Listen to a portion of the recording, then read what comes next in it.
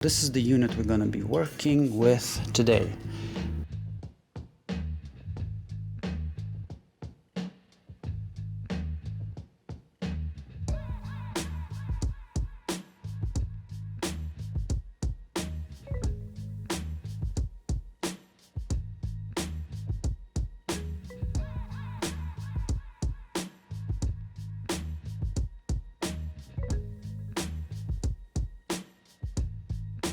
Okay, two cases today on quick agenda before I go to lunch.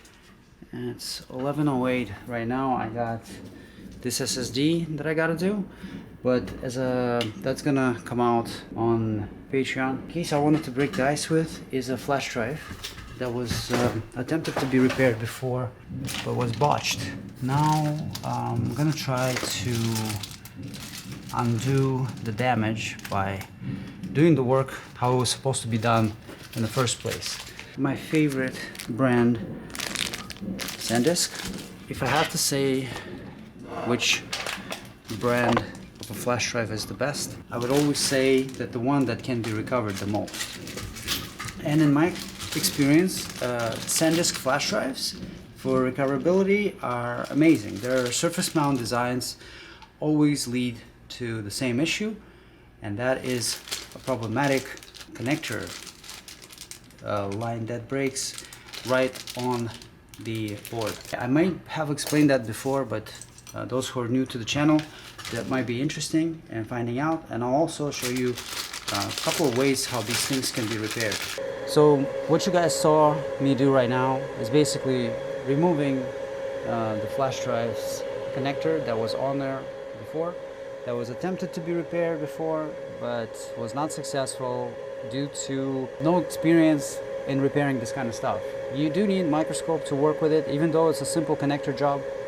To make it functional and not waste your time and potentially not to kill a flash drive even further, you want a piece of glass to work with. You don't want to just go blind with it. And when you have pads that are missing, you definitely do not want to just jam your hot iron for no reason into it in hopes that it's gonna work, because you're gonna put, first of all, you're gonna put some shorts on the pins like here.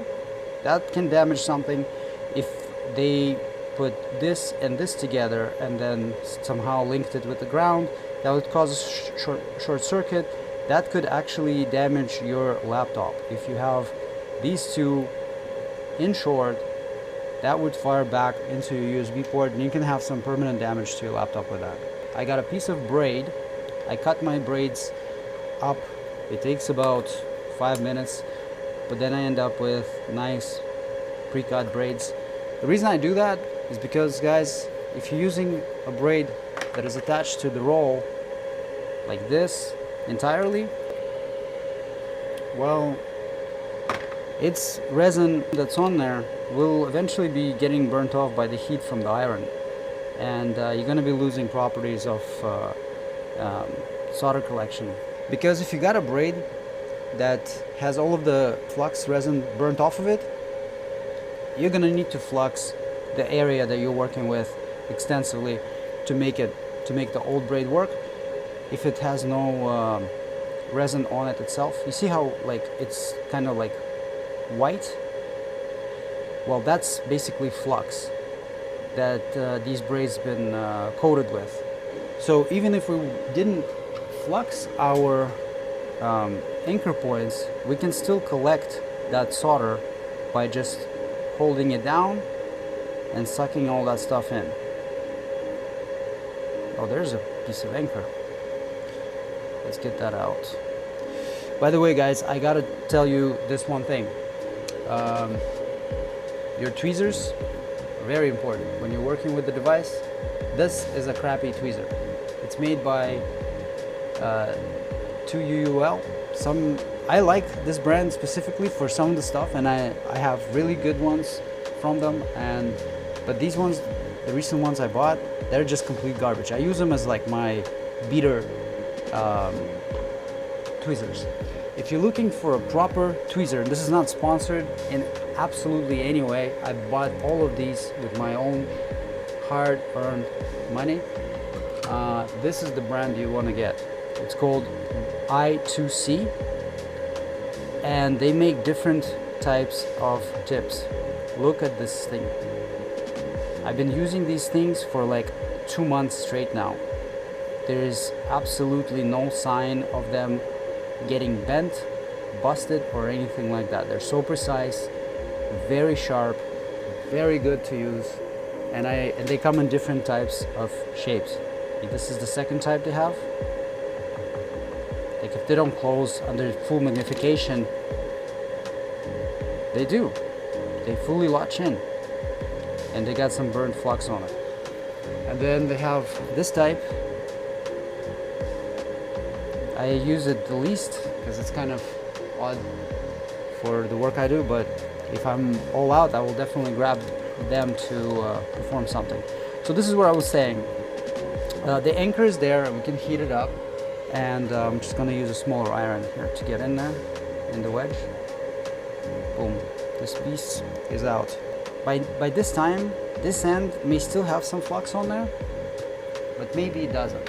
Maybe it already had worn off enough that it's not going to be as effective. No, it seems to be doing its job the way it should. There we go. But that's a really good quality wig, guys. This is Canadian brand, MG Chemicals. Those who are in this field know that brand really well. They make amazing flux. Probably still my favorite to this day. For quality work, I still stick to MG Chemicals.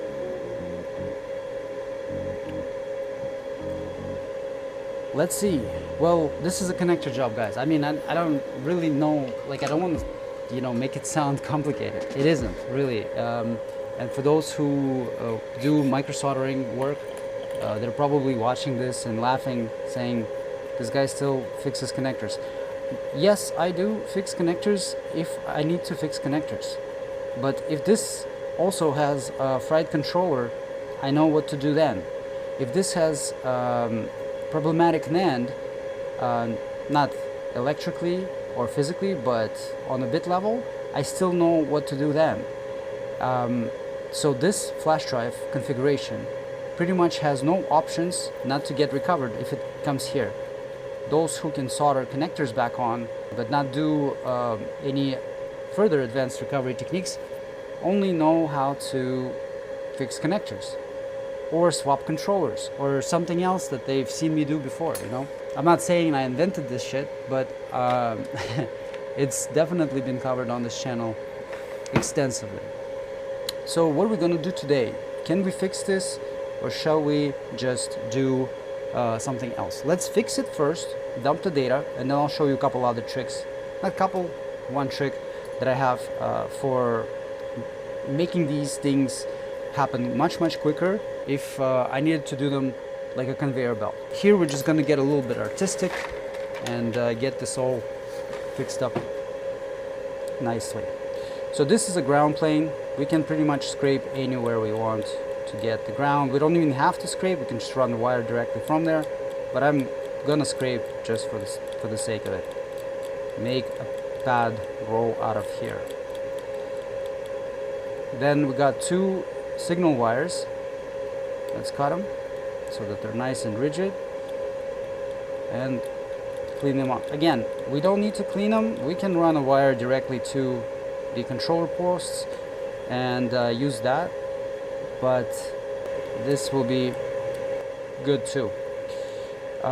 This power pad comes in right here, and it goes through these 2 vias onto the bottom side of the unit. If we unlock it, we see it comes out over here. This side goes to the capacitor, this side goes to the resistor. We could technically take a wire from one of these terminals, run it over and into the pad here, but we're not going to do that. We're going to build a pad for this device.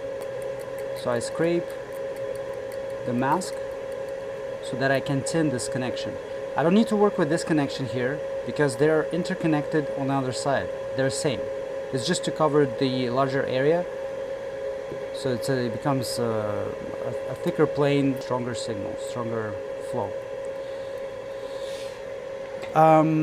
What's next? The next thing is we got to tin it and rebuild our pads. So to tin this thing, I'm going to grab this thing here.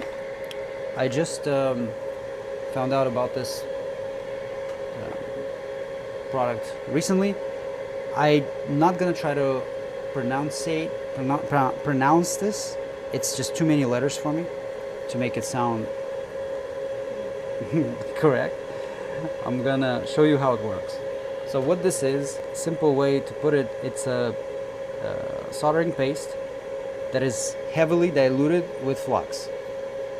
So what it does, it cleans off oxidation by tinning and rejuvenating pads. So when you're working with the BGA, it's got dark pads underneath. That's amazing tool to use it. But if you're trying to tin tiny things, this is not tiny, by the way, but if you're trying to tin like broken pads on the controller or something or on an end, and your leads are really small and you need to dump some build the pad back up using a wire, for example, you would want to have what's it called?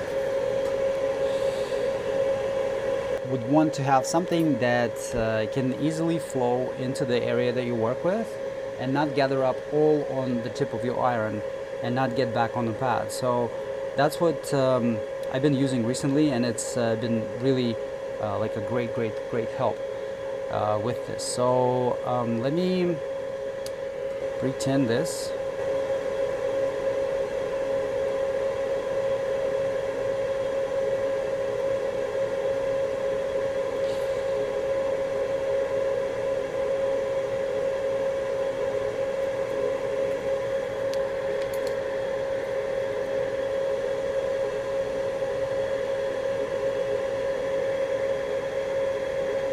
I'm gonna leave some extra just to sit on the board there.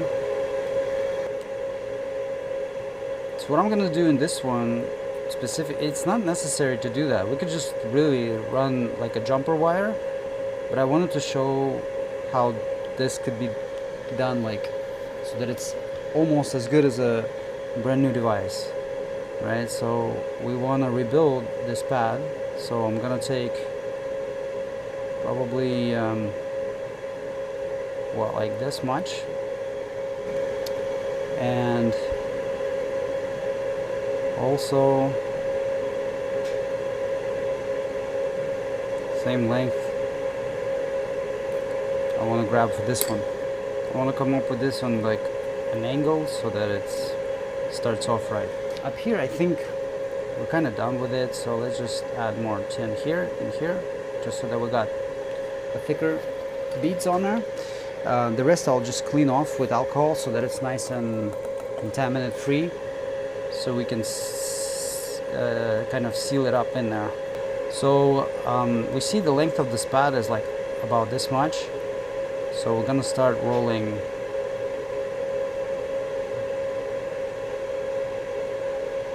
this in.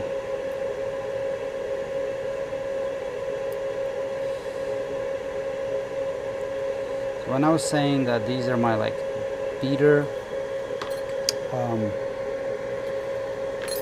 tweezers, this is what I meant. I don't mind like pressing on them so that they're like flattening out this stuff for us.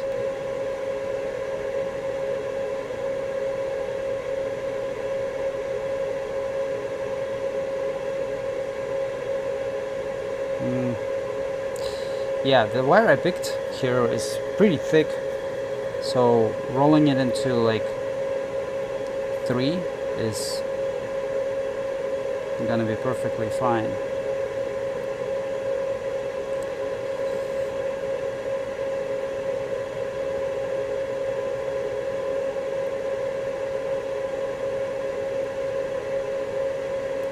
Now we grab this thing, and that is a 3-second curing mask. It's an amazing product.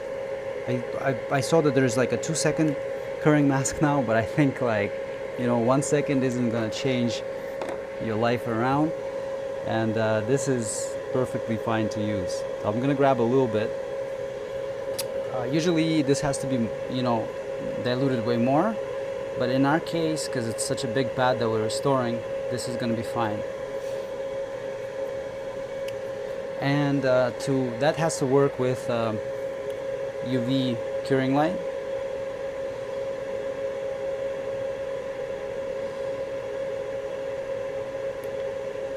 We turned it on, and I'm not sure about 3 seconds, but this is a 20-second light. I let it run for an entire 20 seconds, and now we have a pad. I should have probably went with the lower gauge, with the higher gauge wire. This is 30 gauge. This is, for these pads is fine, but normally like you wouldn't want to build coils out of such a thick wire, because it's, you know, it's hard to bend it and manipulate it. A little bit more and put it on this ground pad here, and I run it again. I want to do a more precise threefold on this thing so that the pad actually looks more like a pad should look like. So let's try to make that happen.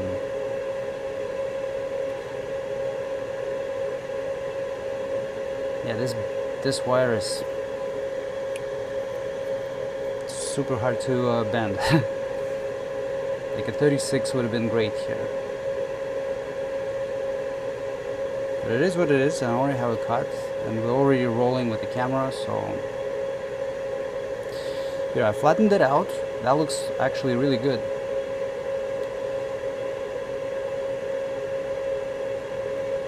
So now I'll go bend it over again. Alright, you see? Boom, boom. We got a nice looking pad to ourselves here.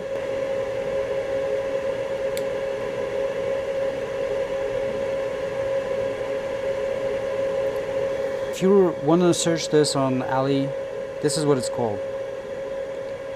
Lanrul K9 Thixotropic Solder Paste. There, I pronounced it. I don't know if I pronounced it right or not. But that's what you're going to be looking for if you want to get that stuff. It's amazing.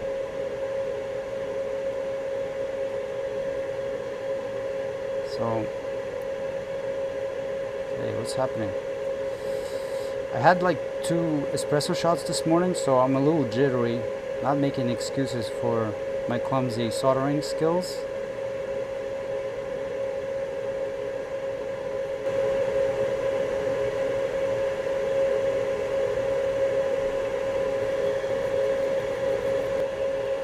Liquids here still. I want to make sure they're no longer there.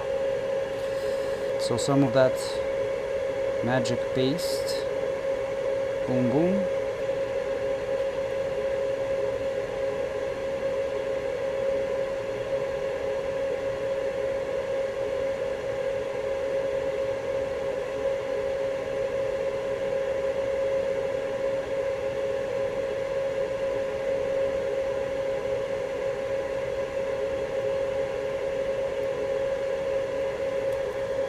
Alright, now we can go up to here to fix them. Plus that's gonna protect them from like isolate them, basically give them a coating, a protective coating. Alright, again we cure the mask. Well guys, I didn't expect this is gonna be going over for more than 30 minutes. I literally have like 9 minutes to finish this, so we're gonna pick it up a notch, okay? So this one is rolling inwards.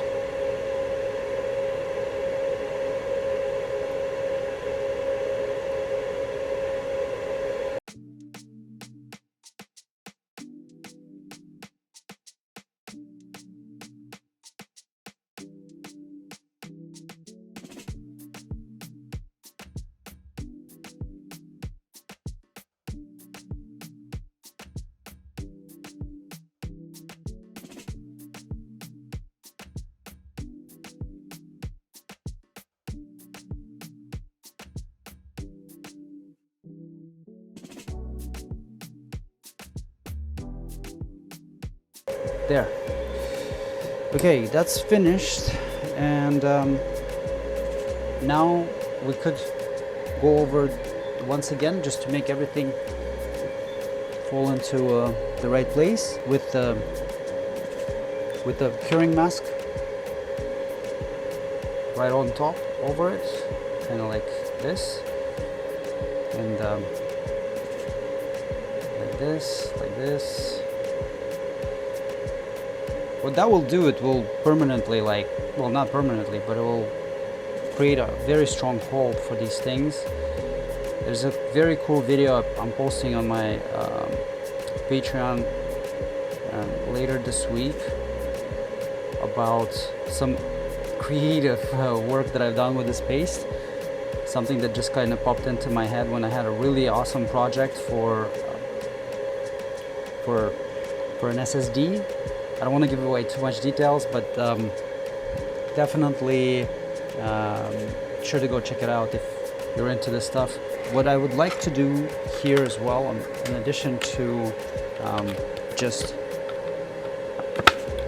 kind of building that paste up on it, is cut a thin piece of this plastic film. It's just a case from like a SSD, M.2 SSD or something. Just lay it down here, and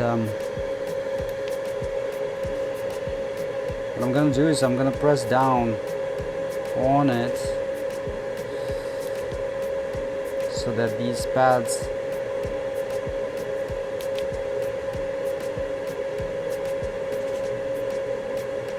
remain flattened.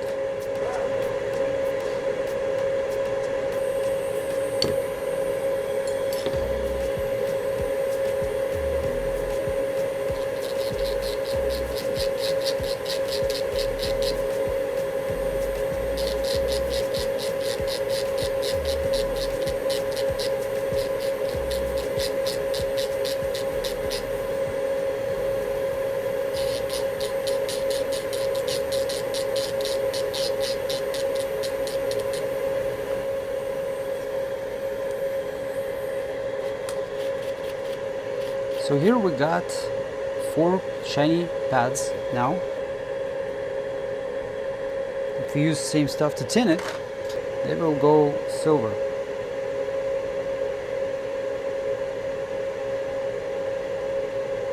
They will go silver. Now I'll grab this connector. I'm not going to use the tinning compound. I'm going to use just regular flux to straighten out these pins on the connector.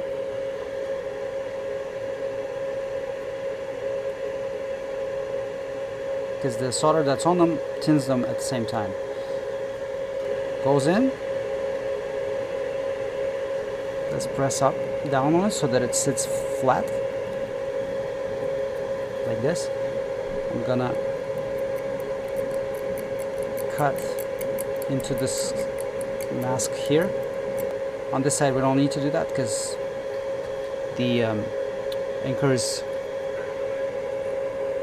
entry is still good. Press down and push the wings in. Here and here. I'm gonna put some solder in here.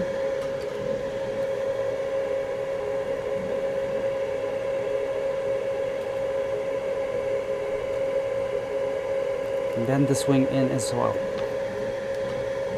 So now, when it's pushed in like that,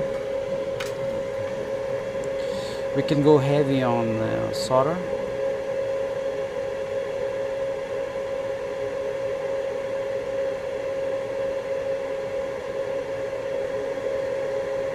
Two.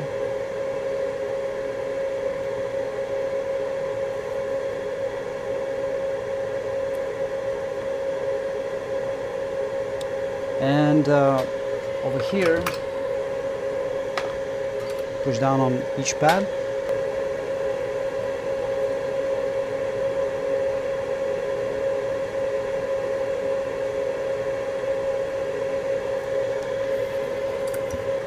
That goes in here. Heat camera in case you want to see what's going on in the heat signature world with this thing. And when I hit power, we see controller starting to warm up. PHY came on. We got the light indicating that physical connection is established. Let's go into sector edit, and we got access to the data. If I go somewhere like in the middle of the unit, you can see we read it. It's a connector repair job, guys. I'm not gonna, you know, scream at the top of my lungs that we did it, but this is done. At this point, we start an imaging task and clone the device, and this is done. When the image is done, I'm going to show you another technique that I would have used if this wasn't for this demonstration purpose, and literally would take me maybe like less than 5 minutes to do the same. Yes, you can put wires in it, make it, you know, just temporary, quickly attached, but there is a cooler way that I want to show you, and that's coming after this image is completed. So I was able to image it completely. This is what the device ended up looking like after the repair is done. And this is probably going to last almost as long as it did before, unless the NAND fails first. So the technique I was telling you about, some time ago I was able to find this component online that opens up like this, and you see it works kind of like a cradle. This cradle takes the chip in it, and the way it's designed, when you close these doors and lock it, it presses down on the contacts that are made at the bottom of this adapter piece, and that adapter piece has the same footprint as actual TSOP48 chip. TSOP48 is something that is widely used on all models of SanDisk flash drives. That this is what they all kind of now look like for me. Now these are my swappers, the lineup of what I have found just for this video briefly. And if I get a flash drive for any of these controllers that needs work, I just gotta remove the old component from the box and put the new one in. To take the chip out, there's many ways of how that can be arranged, but in our case we're going to use this stuff that melts at a really low temperature, and takes a while for it to cool down. Because it takes a while for it to cool down, it stays in the liquid form all this time, and while it's in the liquid form we can simply just drag it over. I'm gonna go ahead and grab flux, apply it on both sides generously.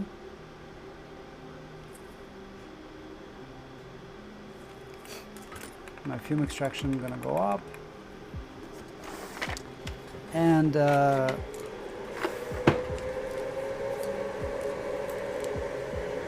got a little bit of left, but it's gonna be enough for this job. This is the tiny piece. I have more of it, I just gotta bring it from home. Tom from UTI, shout out to you, man. Thank you again for sending the stuff in. This was his first shipment he sent me a while back. I finally used up that box completely. You see, I run it up. This side is still liquid, like I can just push it over. The best technique that I found to clean it after is to add some leaded solder with the higher melting point, and then wick it out. The PCB is not a problem. The PCB, I mean, we don't even really need to add leaded stuff. This is, I just did for pre-tinning because this is a good board, and I think I will throw cradle on there also after if this doesn't work.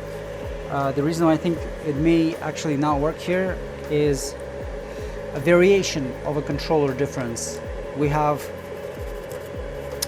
controller type is 515 on this unit, and so is here. But on this part, On the client's chip, we have 00515-5. Right here, you see?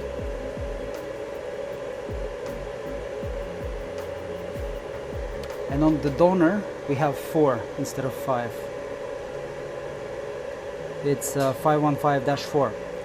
I don't know how critical that is. The image is already captured, so this is just an experiment I want to run.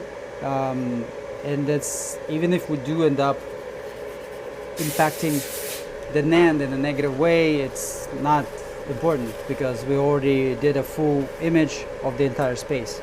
I used to use wick on it, but somebody recommended that you just run the iron through it once, make it wet, and then stomp your fist on the table, and they all fall out like that. I'll show you on this side in a zoom. So we go, make it liquid, one hit, and all that stuff just kind of falls into the napkin. If we're really desperate, we could just probably collect it and put it back with the other stuff. There are some leftover things.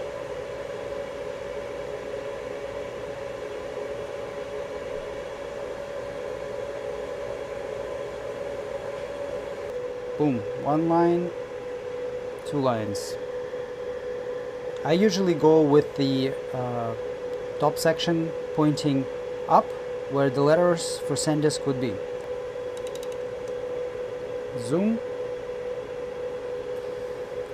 Let's see. Yeah, that's probably good fitting right there.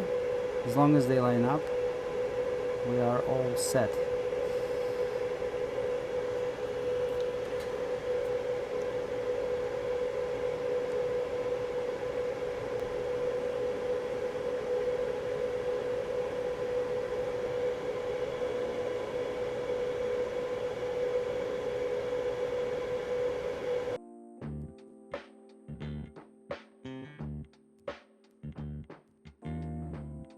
We're coming to 2 minutes left of this video, so rain or shine, this is it.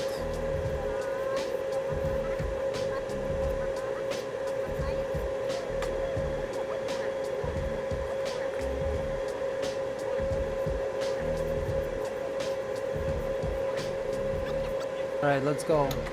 So power it up. The controller is getting warm. We got the PHY light. Enter the utility. This is a 515 variation that I tried just now, just to make sure we're not missing anything. So 515-4, as you can see, that is giving us safe mode, 64 megabyte Firebird SanDisk is what we're not looking for. So when this happens, we need a specific controller. So this here is our original box with the cradle on it. Swapping the chip from one to another, we will have it functional. Lock, plug it in, power up. Still getting same temperature, same light. Only this time our ID comes out correctly for the size, and access to the data also is there. That's how I recover data from SanDisk flash drives. Even if it's a problem related to the controller or something else on the board, simple swap like that when you have prepared sockets already is very, very quick and easy. But as I mentioned at the beginning of this video, definitely a connector is the #1 problem for SanDisk flash drive and surface mount design. It's just, I feel like it's their design flaw. And honestly, out of all the possible scenarios, it's the best problem to have, because many places can fix it, many places can recover your data, and that's really is what's important. If it's gonna break either way, it's better to break in the easiest possible way there is. Thanks for watching this episode. I'll see you in the next one.